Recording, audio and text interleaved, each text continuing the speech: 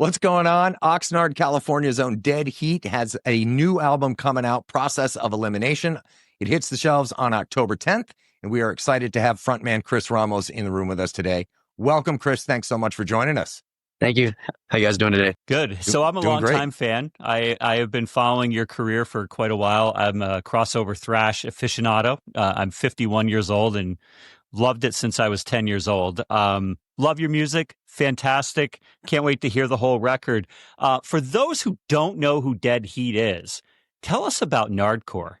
So Nardcore started in the 80s. It's always just been Oxnard hardcore, abbreviated. But yeah, basically it started off in the 80s. It was just always like punk, hardcore.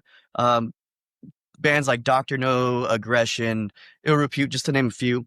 All these bands started something that after seeing like Bad Brains and like Minor Threat come out, they wanted to start their own thing. So they started their own scene out here. It became what's called Nardcore now. Now, when you get done with recording Process of Elimination, is there pressure to fit the Nardcore aura, or is it just do what you feel and whatever is going to work with Nardcore? Basically, do what you feel and whatever's going to work with it. Like for us, it was more or less just getting the name out. We want to represent where we're from, Oxnard, and what better way than people look up what the hell is Nardcore? When they look it up, I'm like, all right, it's a bass thing out of Oxnard, California. Like, and then you'll find out there's comes so many other bands, so many different type of genres, not just like punk, hardcore, metal, but like got indie bands, goth bands and stuff that are considered Nardcore as well. So it's like, it's just the thing. Who are the seminal bands for you in the Nardcore scene? Who were the ones that really turned your wheels? Over, not era specific, but In Control, earlier, probably like early 2000 hardcore band. When I was in high school, I went and saw one of their last shows, and it was probably the most intense hardcore show I've ever seen. Everybody left, and there was just, like when sweat's coming off of people, steaming. It was like that experience. Yeah. And I remember getting out of the show, I'm like, I've never seen this before.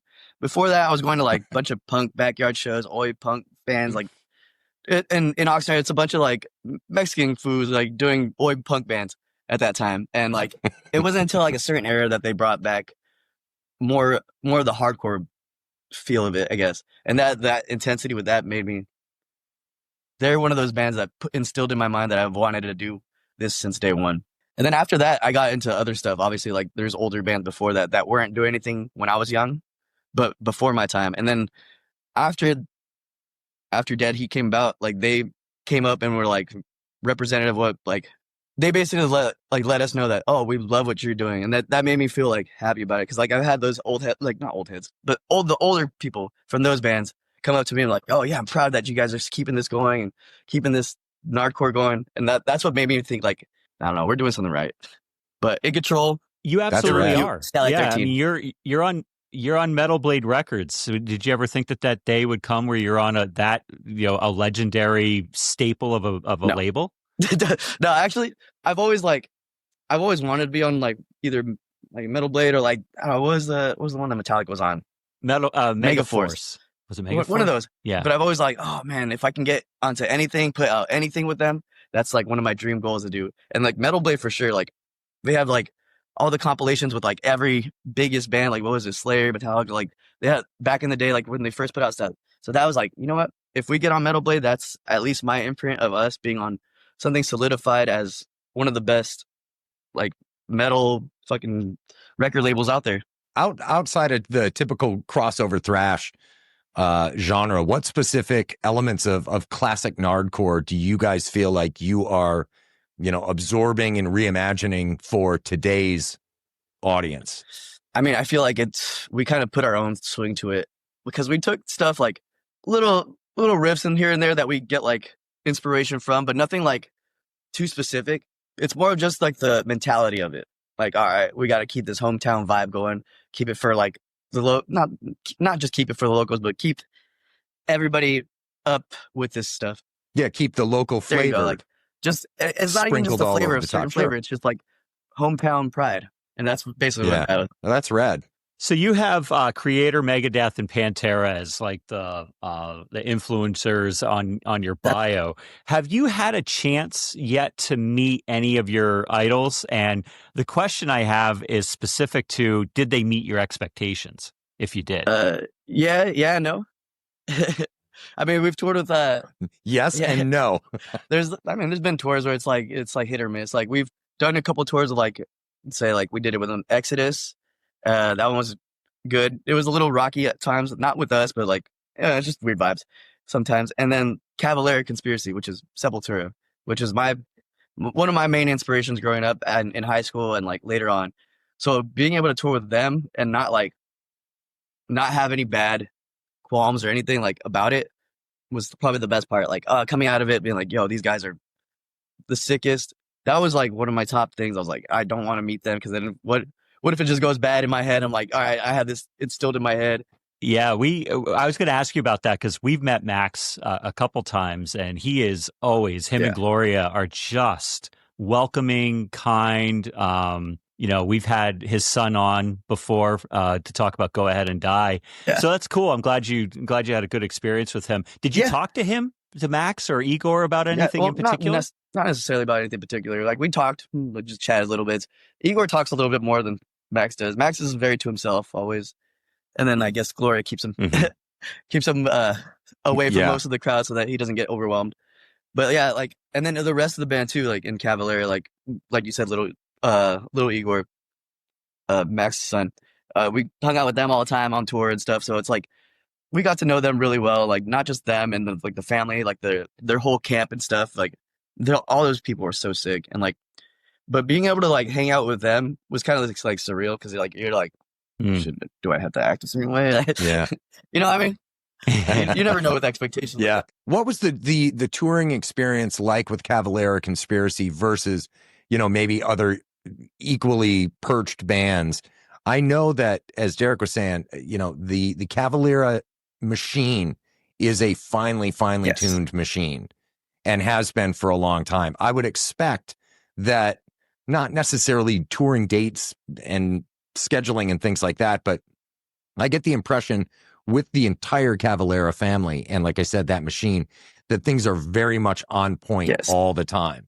Did you notice, is there a difference between logistical things with Cavalera, a tour with them versus other bands? Well, yeah, like I said, I think Gloria, who's their manager, and obviously Max, she has everything to a T, where she has everything locked down, whatever they're doing, their scheduling. She's been doing that for years, obviously. So like over 20 plus, whatever.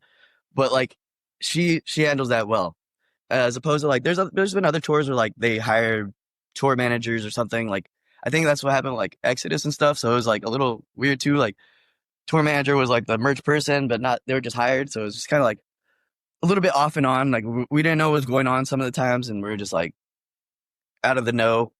And it was just kind of like just different. Like you don't get as close to some of those bands too. Like Exodus, we didn't really get as close. Like there's some of the members that we hung out with, sure, like after, but most of the times they were like to themselves. They would always go like have their thing. So it's like you don't really get to interact with them as much. And then there's been like the other tours that we did with like Municipal Waste. Those guys are our homeboys straight up. Like those are our family now. And we did 2 tours with them, and like that was the first band that brought us out. We did our first bigger tour with them and Crowbar. And that was like, I felt like solidified like our in with those. And then I feel like they pushed us into like getting the Exodus, Cavalera tours. Now I feel like we're just waiting for the next one. So those bands, it pushed you guys, and well, you elevated yourselves, obviously. But is your take that being around bands at that level that operate in a certain fashion forced you to up your game on whatever level? Creatively, or the way you handle yourselves on the road, on tour, interacting, things like that?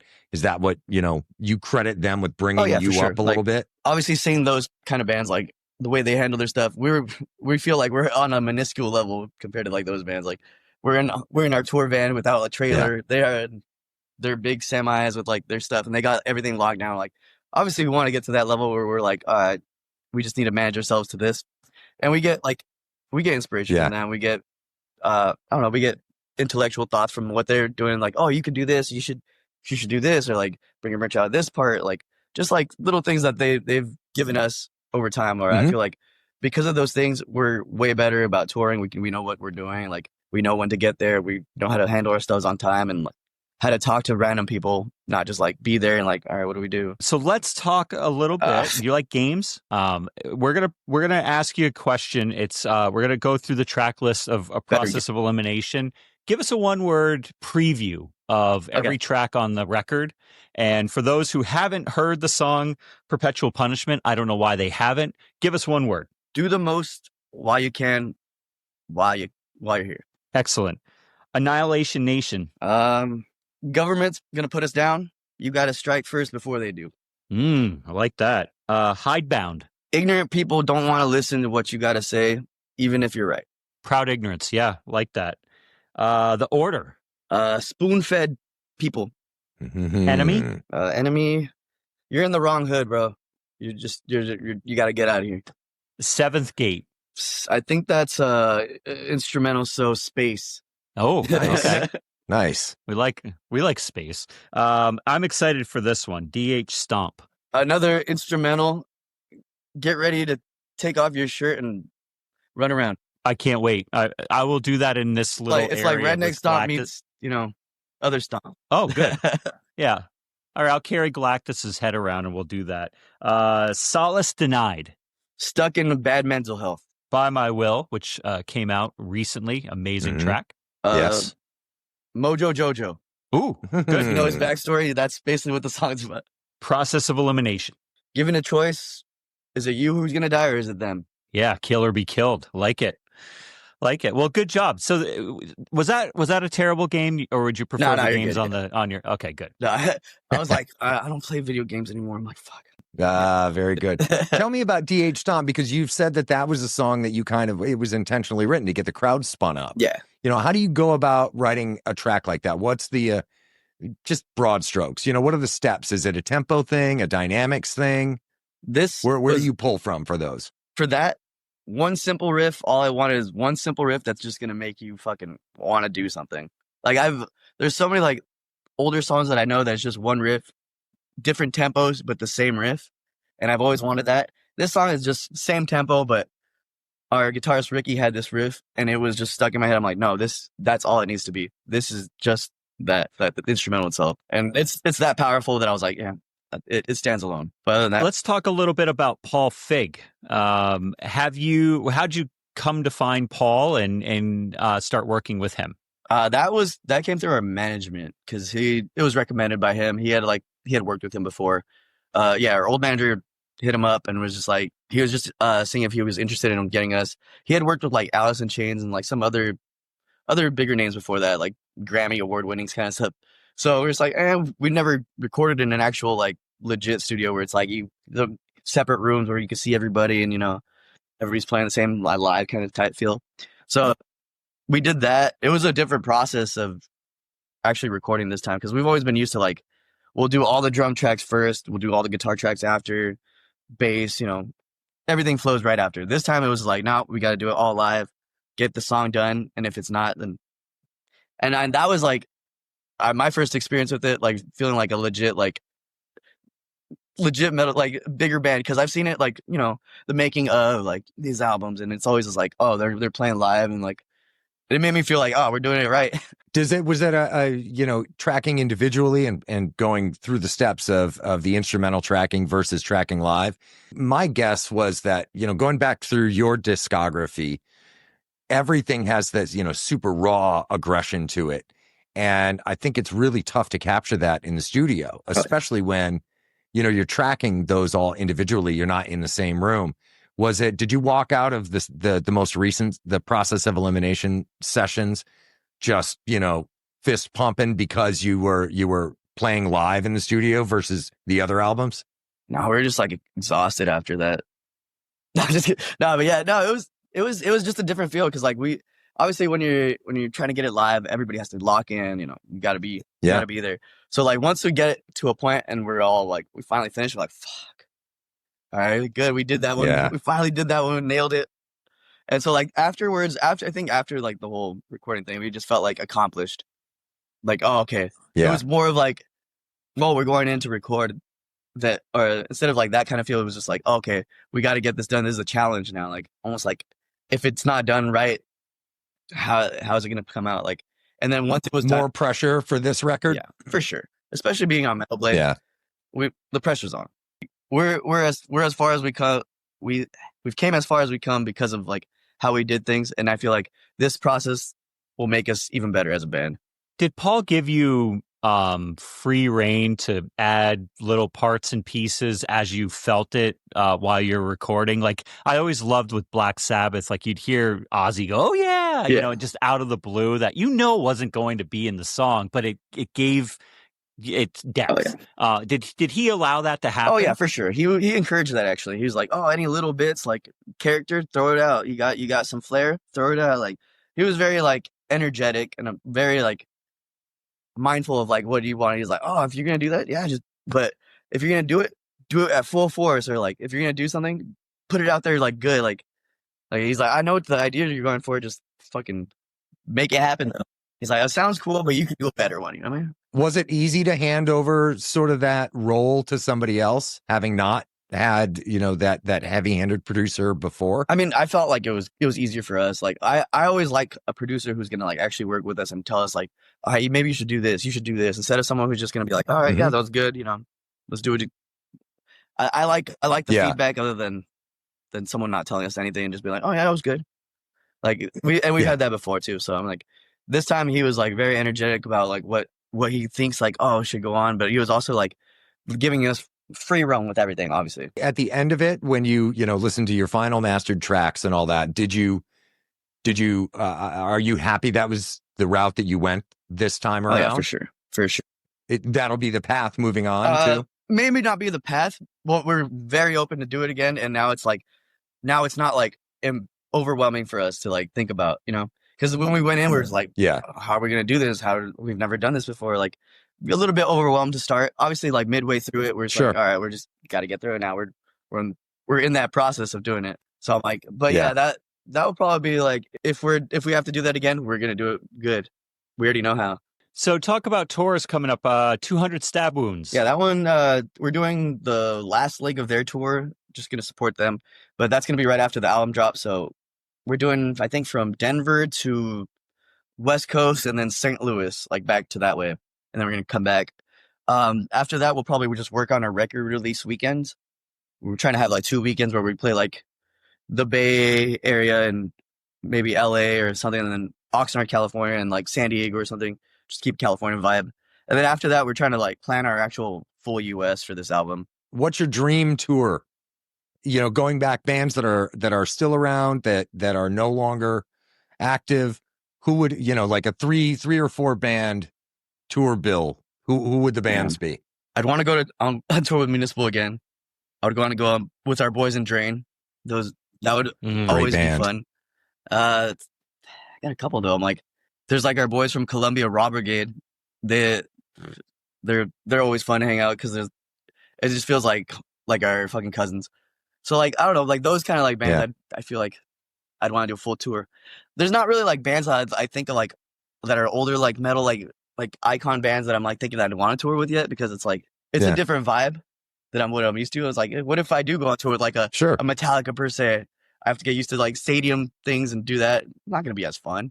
I want a smaller, big tours, but like everybody involved. You like them right up front. I mean, like I've seen a lot of your footage. Your live stuff is chaotic. I hope so. And I've seen a lot. Yeah, absolutely. And a lot of stuff where you guys like floor shows. You're right down there with the audience. You know, not 12 feet off the ground, you know, and your drummer's another 8 feet above that. And that seems to be, you know, a bit of a hallmark for you. How do you foresee handling that shift as you guys get bigger?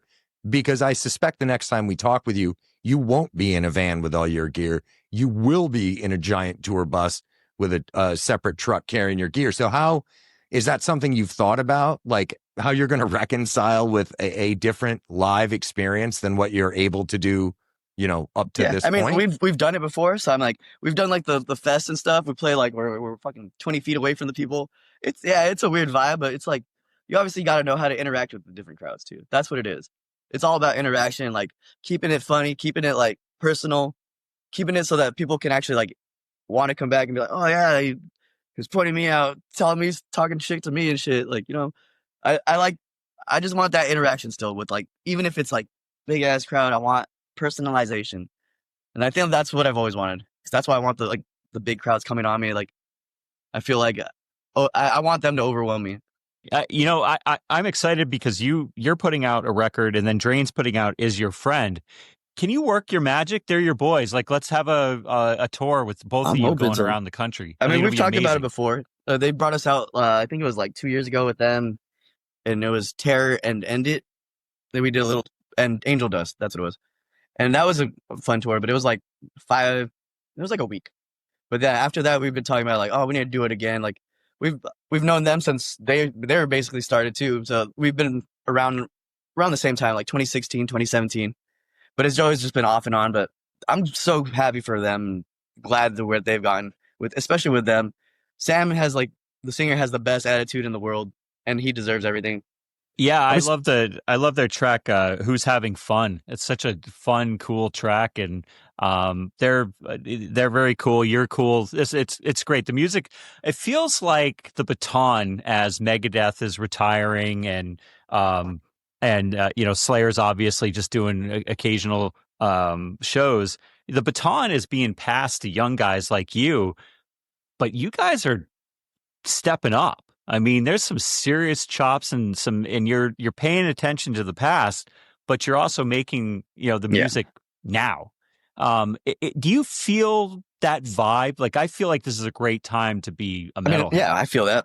But there's so many faces and names right now with like, especially in this genre, that are like, have the same energy. Like, obviously there's going to be bands like that get more popular than others, but there's other ones underground that's like, that probably will have the baton later that aren't there yet, but I see that happening relatively in our era. Especially like, who was the first one I was thinking?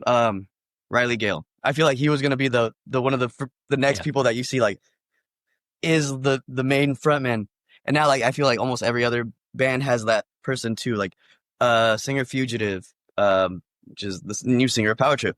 Him too. Like people see him. Gatecreeper. There's people that you see and you're like, oh, you know them from just their look. And I feel like, yeah, they have like their Mount Rushmore of people now, I guess. Yeah, I got to tell you, when I found out Riley died, I was telling anybody who would listen, they're Metallica before Metallica became Metallica. Like, you know, before they really did like the big four.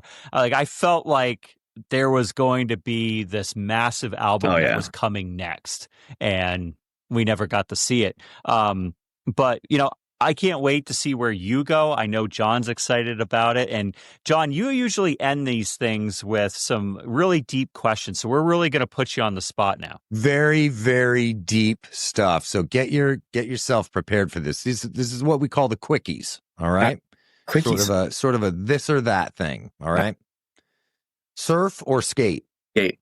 Movie theater or streaming at home? It depends how I'm feeling, but movie theater. Good answer. Vinyl or digital audio? Vinyl. Breakfast or dinner? Dinner. Oh, wait, what about breakfast for dinner? Oh, so now I was not prepared for that. Okay. I was not prepared. I don't know what to do now. I do that all the time. Shit Talk Reviews or any other podcast? Shit Talk Reviews. God, finally. And lastly, the most important one, is a hot dog a sandwich? Yes, but only considered depending on how you're eating it. Oh, now I need to ask you to expound. I've never needed further explanation until today. Have you ever seen 2 hot dogs on 1 bun? Is that right? I haven't. Exactly. I don't think it would be. It's not to me. God bless you. Chris Ramos, thank you so much for coming and hanging out with us, man. We've appreciated this. It was a great time.